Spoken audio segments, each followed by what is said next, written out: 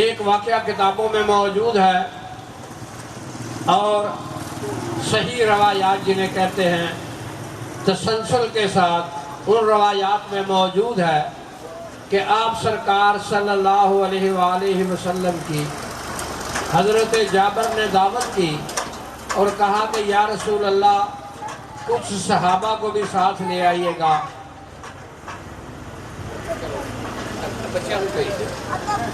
بچے پیچھے بھیج دے، چلو پیچھے چلو شاہ پیچھے چلو۔ تو آپ سرکار صلی اللہ علیہ وآلہ وسلم اس دعوت کے موقع کے اوپر کثیر صحابہ کو لے کر آپ دعوت پر چلے گئے۔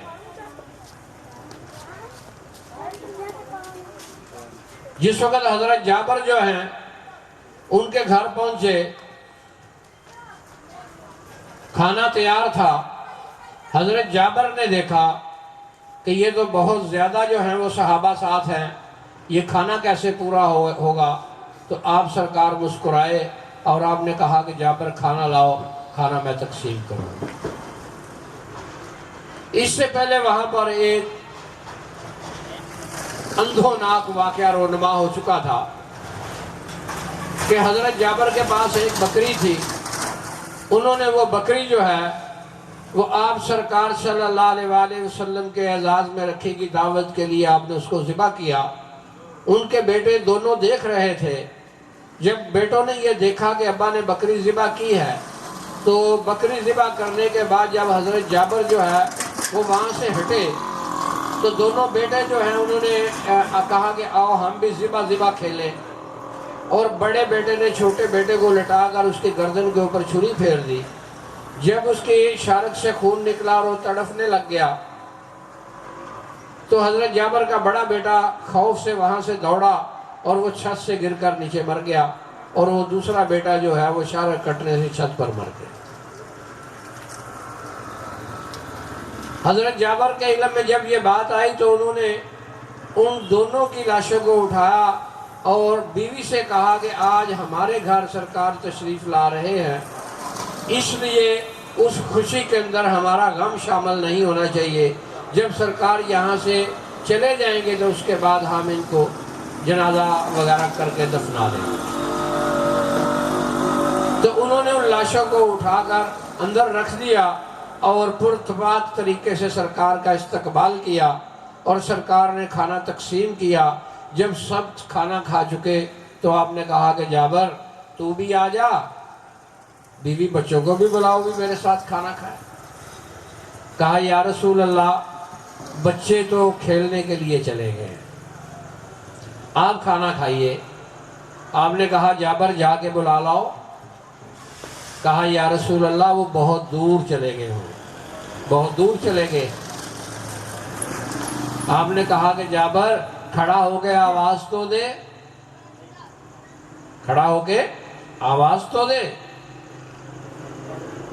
حضرت جابر نے کھڑے ہو کے آواز دی اور بچے آ گئے، وہ بچے جو مر چکے تھے۔ کس کی آواز پہ آئے؟ جابر کی آواز پہ آئے۔ جابر کو کہا کہ آواز دو اور وہ بچے آ گئے۔ آپ سرکار صلی اللہ علیہ وآلہ وسلم کے کہنے سے اگر جابر کہے تو بچے آ جاتے ہیں، پھر سرکار کا عالم کیا ہوگا؟ یہ صحابہ کا عالم ہے کہ رسول کہیں اور اذن مل گیا اور جابر نے آواز دی بچے آ گئے، تو سرکار کا عالم کیا ہوگا کہ سرکار ارادہ کرے اور وہ ہو جائے۔ سرکار نے ہی ارادہ کیا نا کہ جابر کے بچے آ جائیں، اور سرکار نے کہا جابر آواز دو، آواز دی، جابر کے بچے آ گئے۔ کیا یہ جابر کی مشکل کشائی نہیں کی؟ کیا یہ جابر کی حاجت روائی نہیں کی؟ انہوں نے یہ ثابت کیا کہ حاجت روا بھی ہیں، ہم مشکل کشا بھی ہیں،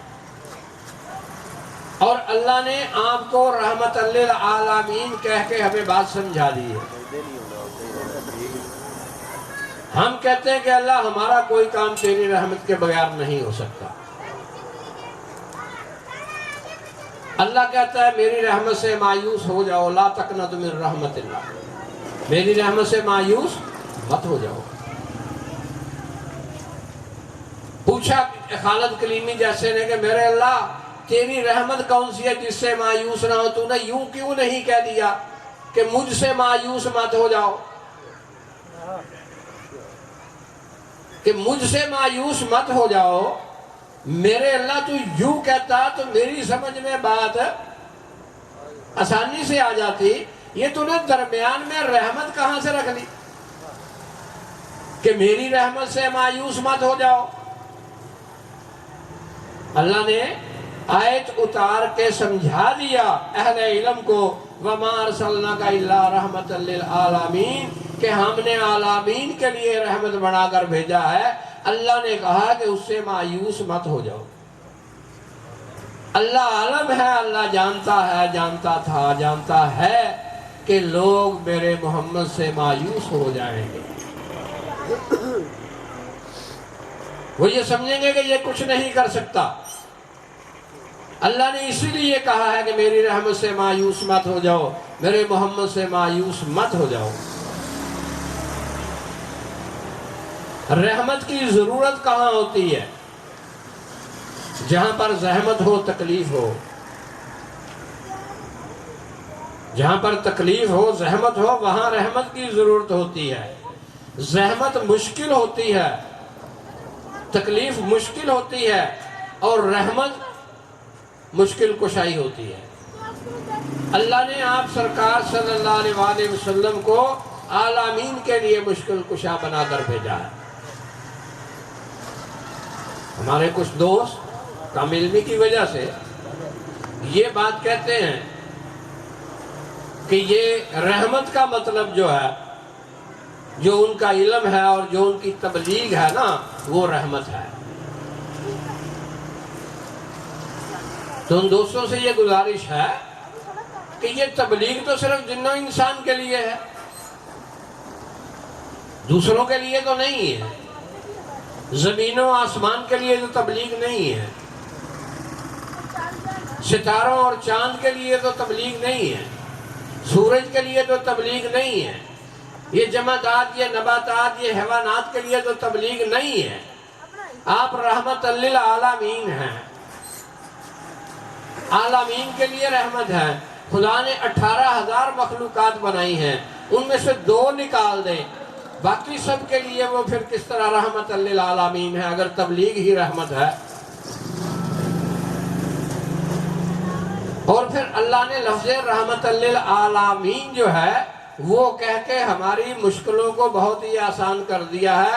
اگر آپ کی سماعتیں میری بات سے جڑی ہوئی ہیں تو یہ ایک بہت ہی مشکل کام آسان ہونے کو جا رہا ہے کہ ہم اس بات کو سمجھ لیں کہ رحمت للعالمین کا مطلب یہ نہیں ہے کہ آپ 1400 سال سے ہیں، کہ آپ 1400 سال پہلے مدینے میں پیدا ہوئے، اس سے پہلے نہیں تھے۔ اللہ نے رحمت للعالمین کہہ کے ہمیں یہ بات سمجھا دی ہے کہ جب سے یہ عالمین بنے ہیں یہ اس سے بھی پہلے ہیں، یہ عالمین پر رحمت ہیں، عالمین کے اندر رحمت نہیں ہے۔ اللہ نے عالمین پر ان کو رحمت بڑھایا ہے، آپ عالمین سے بالا ہیں، عالمین میں شامل نہیں ہیں۔ اس لیے یہ 1400 سال پہلے تو یہ ظہور ہے، ایک ترتیب ہے، اللہ کا ایک نظام ہے کہ آپ اس وقت کے اندر 1400 سال پہلے آپ نے ظہور فرمایا نام محمد سے۔ آپ کا وجود جو ہے وہ اس کائنات سے پہلے ہے، اور اللہ نے لفظ رحمت للعالمین کہہ کے اس کے اوپر مہر لگا دی ہے کہ اس کو کوئی چیلنج ہی نہیں کر سکتا۔ اگر ہم نے 1400 سال پہلے ان کو رحمت ماننا ہے تو پھر وہ عالمین کے لیے رحمت کس کو بنایا؟ تو آپ سرکار صلی اللہ علیہ وآلہ وسلم جو ہیں وہ اس کائنات کے لیے اللہ نے ان کو مشکل کشا بنا کے بھیجا ہے۔ اس پوری کائنات کا اللہ نے جو ہے وہ حاجت روا بنا کے بھیجے۔ آپ سرکار صلی اللہ علیہ وآلہ وسلم اگر ہماری حاجتوں کو دیکھتے ہیں، ہماری مشکلوں کو دیکھتے ہیں، آج بھی دیکھتے ہیں اور 1400 سال پہلے بھی دیکھ رہے تھے، تو اس کا مطلب یہ ہے کہ پھر وہ جو کہا جاتا ہے کہ وہ غیب کا علم نہیں جانتے، پھر ان سے غیب ہے کیا؟ کیونکہ عالمین تو بنے ہی ان کے سامنے ہیں، کیونکہ وہ تو عالمین سے پہلے ہیں۔ جس کے سامنے عالمین بنے ہو، اچھا اس سے کیا مخفی رہ سکتا ہے؟ کیا نعرہ کوئی نہیں لگوائیں گے؟ نعرہ تکبیر، اللہ اکبر، نعرہ رسالت، یا رسول اللہ، نعرہ حیدری، یا علی۔ تو حضرات گرامی، یہ سرکار کی محفل ہے اور سرکار کا تذکرہ ہے۔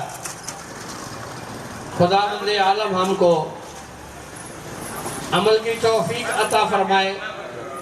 سرکار رسول اکرم نے یہ فرمایا کہ اللہ نے مجھے اخلاقیات کی تکمیل کے لیے مبعوث فرمایا، اخلاقیات کی تکمیل کے لیے مبعوث فرمایا ہے۔ ہم جن کے ماننے والے ہیں، ہمیں یہ چاہیے کہ ہم ان کے کردار کو اپنی زندگیوں میں لے کے آئیں۔ آج ہی کرے ہو ٹھیک ہے، ناظر صاحب شکر ہے یاد کرتے ہیں۔ ہم ان کے کردار کو اپنی زندگیوں میں لے کے آئیں، اور یہی انبیاء اور سرکار کی بعثت کا مقصد ہے کہ تکمیل اخلاقیات ہو جائے۔ تو آپ سرکار جو ہیں وہ مدینے کی گلیوں سے گزرتے ہیں، ایک مائی روز کوڑا پھینکتی ہے۔ ایک دن ناغا ہو گیا اور اس نے کوڑا نہیں پھینکا۔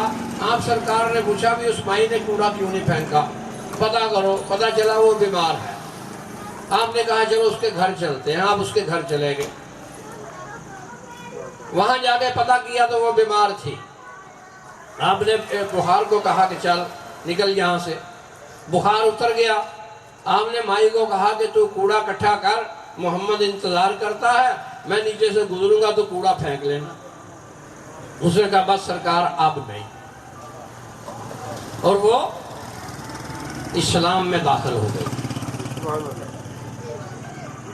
آپ سرکار کے پاس مسجد نبوی میں جو شخص جو سوال لے کے آیا، بھوکا کھانے کے لیے آیا، بے لباس لباس کے لیے آیا، بیمار دوائی کے لیے آیا، علم والا علم لینے کے لیے آیا، بے روزگار روزگار کے لیے آیا، جو جس مقصد کو بھی لے کے آیا، جس سوال کو لے کے آیا، آپ سرکار نے اس کے سوال کو پورا کیا۔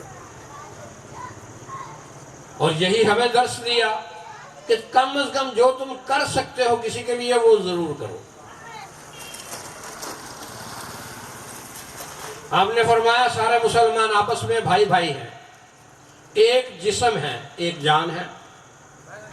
جب ہم ایک جسم ہیں، ایک جان ہے، تو پھر ہمیں چاہیے کہ ہم ایک دوسرے کا خیال بھی رکھیں، تاکہ ہم اس دن وہاں جا کے سرخرو ہو سکیں کہ ہم آپ کے احکامات پر عمل کر کے آئے ہیں۔ جو جس کا نمائندہ ہوتا ہے اس کو دیکھ کے پتہ چلتا ہے کہ یہ کس کی طرف سے آیا ہے۔ ہونا تو یہ چاہیے کہ ہم سرکار محمد مصطفیٰ صلی اللہ علیہ وآلہ وسلم کے ماننے والے ہیں۔ اچھا، لوگوں کو دیکھ کے جو ہے ہمارے ساتھ برتاؤ کر کے پتہ چلے کہ یہ کس کے ماننے والے ہیں۔ اور آپ سرکار صلی اللہ علیہ وآلہ وسلم کا فرمان ہے، آپ نے ایک جماعت کو تبلیغ کے لیے بھیجا تو آپ نے فرمایا کہ کوشش یہ کرنا کہ تمہیں زبان سے کچھ بھی کہنا نہ پڑے، زبان سے کچھ کہنا نہ پڑے، یعنی کردار سے اپنی تبلیغ کر کے آؤ۔